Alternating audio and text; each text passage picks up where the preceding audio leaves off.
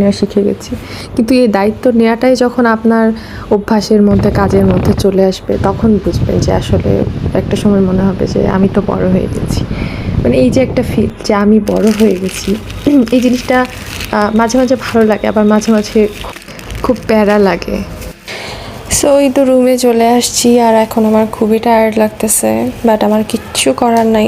তারপর একটা একটা করে বাজার বের করা, মানে নিস্তার নাই, কোনো স্বস্তি নাই এক্স্যাক্টলি। নিয়েছিলাম নুডলস, ডিম, সয়া। এটা আমি আসলে রান্না করতে পারি না, বাট আমার একটা ফ্রেন্ড আছে, ও ভীষণ মজা করে রান্না করে, তো আমি ভাবলাম আমিও ট্রাই করব। তো সয়া কিনছিলাম, আমি জানতাম না যে আসলে 250 গ্রাম মানে অনেক বেশি। তো আমি নেওয়ার পরে দেখি এত বেশি, আমি মামারে বললাম যে মামা আমি তো এত খেতে পারবো না।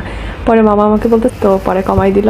তারপরে এই যে টমেটো, লেবু, ঢেঁড়স, পটল এগুলো নিছি। তারপরে নিছি পাউডার, আর এই যে কলা। তো এই যে সব কিছু করলাম, গুছালাম। দেন পানি খাবো, এত গরম ছিল বাইরে, মানে তাপমাত্রা এত বেশি, বাট পানিও নাই। পানিটা এখন নিতে যাইতে হবে।